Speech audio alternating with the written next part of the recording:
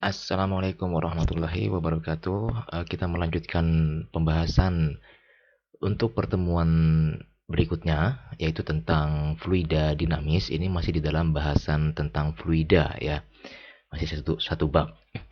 Yang sebelumnya kita sudah membahas tentang fluida statis, yaitu fluida yang dia dalam keadaan diam, sedangkan fluida dinamis berarti kebalikannya.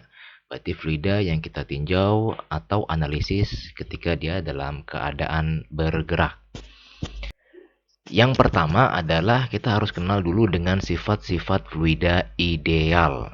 Ya, ini sebenarnya bisa kalian baca sendiri di buku PR kalian ya, buku PR fisik kalian itu juga ada.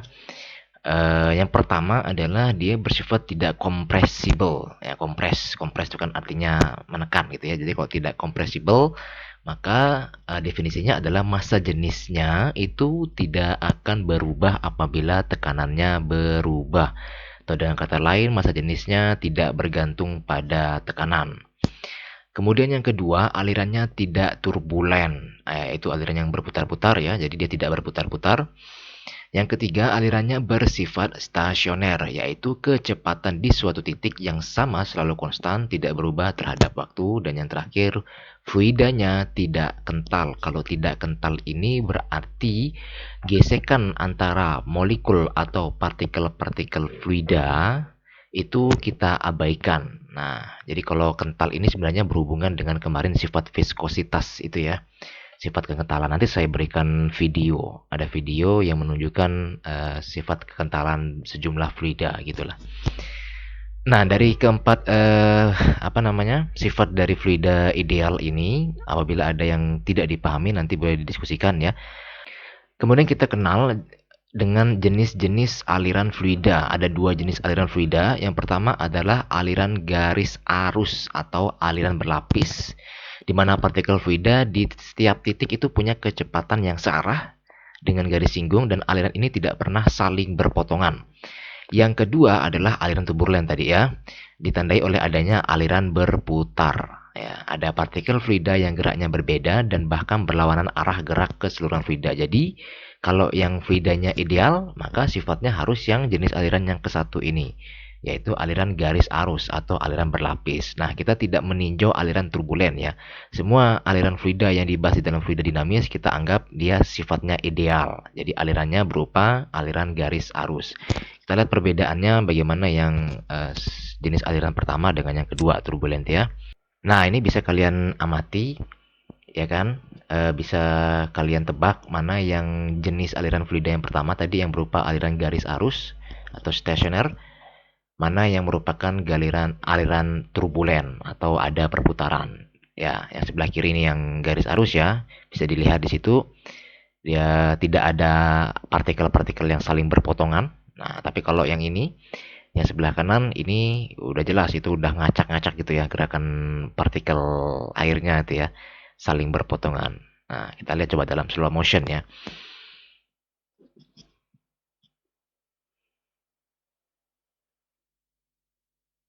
Nah, ini bisa kalian amati perbedaan yang sebelah kiri dengan yang sebelah kanan. Jadi yang kita tinjau nanti hanya yang sifat yang seperti ini ya, sebelah kiri ini ya.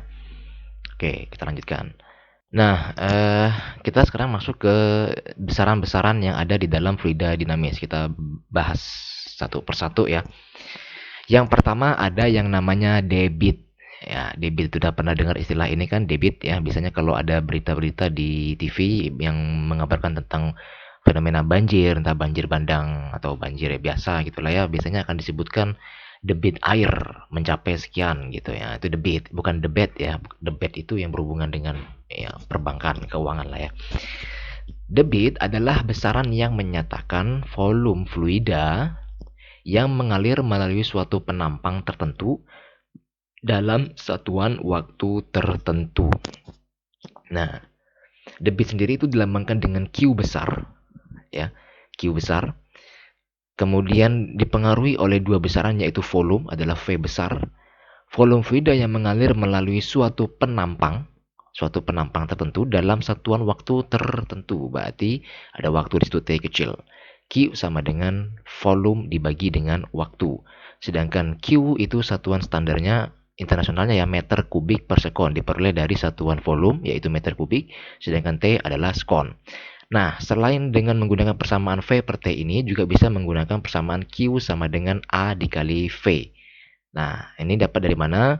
Kalau kita lihat V ini kan, volume ini kan 3 dimensi ya. Kalau saya pecah menjadi 2 dimensi dikali 1 dimensi, ya kan? Luas dikalikan dengan jarak. Ya, luas dikalikan dengan jarak A dikalikan dengan S gitu. Jadi ada A, kemudian tadi kan masih ada S ya, di atasnya masih ada S. Kalau S per T ya, jarak dibagi waktu itu tidak lain adalah V, kecepatan. Maka mencari Q itu juga bisa sama dengan A. A di sini maksudnya adalah luas penampang. Maka di sini ada disinggung tentang suatu penampang gitu ya. Kemudian dikalikan dengan V atau kecepatan alir fluida. Nah, coba kita lihat dulu hubungan antar tiap besaran ya. Yang pertama, hubungan antara V dengan Q, ya kan? Jadi berbanding lurus. Kalau volumenya besar, debit airnya juga besar. Sedangkan antara waktu T dengan debit itu dia berbanding terbalik. Jadi kalau waktunya dia semakin besar atau semakin lama, maka debitnya tuh kecil. Tapi kalau dia T-nya dia semakin kecil atau semakin singkat gitu ya, maka debitnya Q-nya dia berarti besar. Kemudian yang ini, yang Q sama dengan A kali V. Nah, ini kalau kita lihat nih, yang bisa kita amati, yang menarik di sini adalah A dengan V-nya ya. Luas penampang dengan kecepatan fluida. Itu adalah berbanding terbalik. Artinya kalau luas penampangnya dia semakin besar, luas penampang nih gini ya. Misalnya kalian bayangkan sebuah pipa, pipa itu kan ada ujungnya ya, ada ujung yang satu dengan ujung yang lainnya gitulah. Bentuknya kan biasanya kan berupa lingkaran ujungnya itu kan. Nah, lingkaran itu ya, bagian ujung yang berupa lingkaran itu yang disebut sebagai penampang. Nah, jadi kalau dibilang luas penampang ya berarti luas lingkarannya itu. Luas lingkaran di ujung pipa itu kan. Nah, gitu. Jadi hubungannya luas penampang berbanding terbalik dengan V. Semakin kecil luas penampangnya atau semakin sempit, maka V-nya atau fluida yang mengalir melalui penampang tersebut dia akan semakin besar kecepatannya, makin laju. Sebaliknya, kalau luas penampangnya dia besar, ya, gede lingkarannya, maka V-nya fluida yang mengalir melalui penampang yang besar itu maka dia semakin kecil atau semakin pelan. Nah, ini bisa kalian bayangkan, pernah mungkin kalian menyiram tanaman gitu ya, menyiram tanaman pakai selang, ya kan? Airnya nih ternyata ngucurnya nggak laju gitu, ngucurnya nggak laju. Nah, gimana caranya supaya laju? Nah, biasanya kalian akan menggunakan jari kalian untuk menutup sebagian lobang dari ujung selang itu kan ya. Nah, bisa kalian bayangkan maka ketika ditutup sedikit, apa air yang memancar dari ujung selang itu akan menjadi lebih laju, jangkauannya menjadi lebih jauh. Nah, itu salah satu contoh fenomenanya ya. Oke, kita lihat contoh soal bolehlah. Nah, ini misalnya suatu fluida mengalir melalui sebuah pipa berjari-jari 6 cm dengan kecepatan 4 meter per sekon. Berapa debit fluida tersebut? Dinyatakan dalam meter kubik per sekon dan meter kubik per jam. Nah, kalau dari besaran yang diketahui, ya kan di situ ada jari-jari 6 cm jari-jari berarti nanti berhubungan dengan luas penampang, berarti A ya. Sedangkan di sini ada kecepatan V 4 meter per sekon. Maka untuk mencari debitnya kita menggunakan persamaan yang mana? Ya, kita menggunakan persamaan yang A dikalikan dengan V. Seperti itu. Jadi harus dicari dulu berapa besar A-nya dengan menggunakan tadi penampangnya kita anggap sebagai suatu lingkaran. Ya, oke. Kita cek ya. Ini langsung aja lah biar cepat ya. Nah, ini Q sama dengan A kali V, A-nya dapat sekian, ya kan? Ini kalau dalam satuan meter ya, jadi 0,013, kemudian dikalikan dengan V-nya aja langsung, 4 meter per sekon, berarti 0,0113 dikalikan 4, dapatlah dia meter kubik per sekon. Nah, kalau mau diubah ke jam ya tinggal detiknya ini diubah ke jam aja, berarti kan dikalikan dengan berapa ya?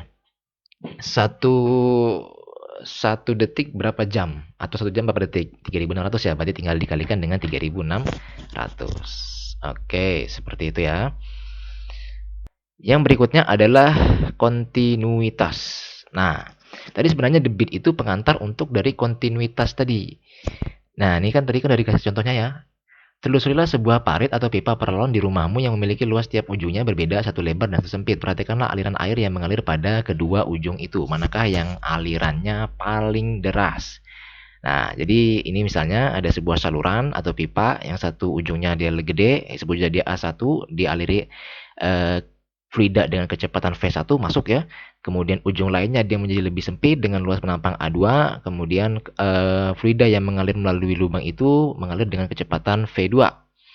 Maka berdasarkan konsep aliran stasioner, fluida yang mengalir melalui suatu saluran pipa disimpulkan bahwa banyak fluida yang masuk ke ujung kiri pipa sama dengan banyak fluida yang keluar dari ujung kanannya. Karena tidak ada fluida yang keluar dari dinding pipa atau bocor, massa fluidanya kekal. Persamaan kontinuitas dapat dirumuskan secara matematis seperti ini. Nah, jadi maksudnya begini. Kita mundur dikit ya. Ini, tadi kan kita udah melihat hubungan antara luas penampang dengan V ya.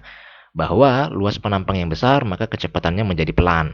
Luas penampangnya kecil maka kecepatannya menjadi cepat besar ya, makin laju gitu.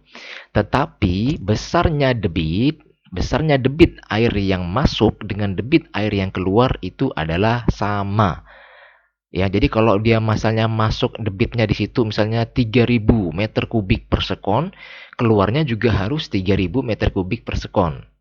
Gitu. Kenapa? Karena dianggap pipanya atau salurannya tidak bocor. Jadi tidak ada yang keluar dari jalur gitu bahasanya. Maka massa air atau massa fluida di dalam pipa ini tetap ketika masuk dan ketika keluar. Nggak boleh ketika masuknya 3000, keluarnya misalnya cuma 1000 gitu, nyangkut di mana atau bocor tumpah di mana gitu. Ah, itu tidak ya. Kita anggapnya pipanya aman gitu, nggak ada bocor. Maka persamaan kontinuitas ini sebenarnya turun dari debit di saluran satu ya di luas penampang yang satu di ujung yang satu sama dengan debit yang keluar di ujung yang lainnya atau di ujung yang kedua gitu. Q1 sama dengan Q2. Maka kalau diturunkan menjadi Q rumusnya adalah A1 dikali V1 sedangkan Q yang sebelahnya yang Q2 ada A2 dikalikan dengan V2. Oke, biar lebih jelasnya mari kita lihat animasi berikut ini ya. Nah, ini sudah ada simulasinya, ya kan? Jadi ini misalnya adalah sebuah saluran atau pipa air. Nah, yang mengalir ini adalah air atau fluida dan yang merah-merah ini adalah partikel dari airnya, gitu. Nah, apa yang mau kita amati? Yang mau kita amati adalah tadi pengaruh luas penampang dengan terhadap kecepatan fluidanya ya. Kita di sini sudah punya alat ukur. Nah, seperti ini. Misalnya saya letakkan alat ukur yang pertama di penampang yang sebelah kiri. Ya, penampang sebelah kiri. Ini CC-nya transparan gitu, biar bisa diamati gitu ya. Kemudian yang satu lagi saya letakkan di saluran yang di ujung yang berikutnya. Nah, bisa kalian amati ternyata kecepatannya sama, 1,6 meter per sekon, yang menunjukkan bahwa luas penampang dari saluran airnya ini adalah sama besar. Oke, biar untuk mengetahuinya kita bisa menggunakan fluxmeter ini ya. Nah, ini bisa digeser nih. Saya letakkan di ujung sini yang pertama. Bisa kalian amati, luasnya di situ adalah 3,1 meter persegi. Begitu juga dengan yang sebelah kanan. Sama, luasnya juga nggak berubah, 3,1 meter persegi. Oke. Bagaimana kalau misalnya saya ubah salah satu ujungnya saya persempit. Ini misalnya ya, saya kecilkan. Oke. Nah, oke. Bisa kalian amati pergerakan dari partikel-partikel yang warna merah ini ya. Kalau yang di sebelah kiri ini nampak lambat, tetapi begitu dia mulai masuk ke dalam saluran yang menyempit ini dia nampak laju. Nah, ya kan gampang aja untuk membuktikannya kan kita melihat fluxnya. Ya kan pertama lihat luasnya dulu menjadi 1,7 meter persegi yang tadi 3,1 ya. Menjadi lebih sempit. Nah, kita lihat kecepatan yang di sini. Ya, lebih besar daripada yang saluran ujung yang sebelah kiri 2,7 dengan 1,6. Tetapi kalau kalian amati debitnya adalah sama yaitu 5000 liter per sekon. Nah, nih saya gerakkan ke sebelah sini ya. Nah, luas penampangnya berbeda akan mempengaruhi kecepatannya tetapi debitnya harus sama. Seperti itu ya. Oke, kita lanjutkan bahasannya. Nah, kita lihat contoh soalnya ya. Darah mengalir dari pembuluh darah yang besar dengan jejari 0,3 cm dengan kelajuan 10 cm per sekon ke dalam daerah yang jejarinya 0,2 cm karena penebalan dinding atau arteriosklerosis. Berapa kelajuan darah yang di bagian yang lebih kecil atau menyempit. Nah, jadi selain juga diterapkan dalam penggunaan pipa-pipa saluran air itu, tapi juga bisa digunakan untuk memahami konsep aliran darah. Gitu ya. Jadi kalau ada penebalan nih biasanya apa nih? Penyakit stroke ya, jadi ujung-ujungnya ya penyumbatan. Ya, ya kan ini kan berarti menggunakan asas kontinuitas ya. Jadi karena biasanya saluran itu tadi saya bilang penampangnya berbentuk lingkaran, jadi makanya jangan heran kalau ketemu dengan data yang diketahui misalnya jari-jari atau diameter gitu ya. Kalau dia diketahui jari-jari atau diameter berarti kan tinggal dipangkatin dua. Ya kan yang misalnya nih yang dicarikan V2 ya, berarti rumusnya adalah A1 dikali V1 dibagi dengan A2-nya. Rumus luas lingkaran kan berarti PR kuadrat. Di bawahnya juga PR kuadrat. Pi atas sama pi bawah kan sama, berarti kan coret. Maka yang tersisa di atas adalah R1 kuadrat, yang di bawah adalah R2 kuadrat. Begitu juga pun misalnya kalau yang diketahui diameter. Kalau diameter kan berarti kita menggunakan seperempat pi D kuadrat. Seperempat pi yang di atas berarti kan sama dengan seperempat pi yang di bawah, tinggal coret aja kan. Maka yang tersisa di atas adalah D1 kuadrat, yang di bawah adalah D2 kuadrat. Nah, jadi itu kalau yang diketahui misalnya jari-jari atau diameter, jadi harus dikuadratin dulu. Nah, ya udah ini tinggal dimasukin aja. Jadi karena kontinuitas ini kan sebenarnya merupakan persamaan perbandingan ya. Kayak ini A1 V1 berarti kan kondisi di penampang 1 dibandingkan dengan kondisi di penampang 2 ya kan, A2 dikali V2. Karena dia perbandingan, maka kalau satuannya di sini sudah sama semua, misalnya ini cm, ini juga cm, maka boleh langsung dimasukkan. Karena nanti kan tinggal dicoret-coret aja ya, walaupun dia bukan merupakan satuan standar internasional. Kecuali kalau salah satunya ada yang meter nih misalnya. Jejari pertama misalnya 0,3 cm, jejari kedua misalnya menjadi 0,00 sekian meter. Nah, itu berarti salah satunya harus dikonversikan dulu. Entah yang cm diubah ke meter atau meter diubah ke cm. Nah, dapatlah di sini ya menjadi 22,5 cm per sekon. Terbukti ya bahwa ketika dia semakin menyempit 0,2, maka kecepatannya dia akan semakin besar. 22,5 lebih besar daripada 10. Oke.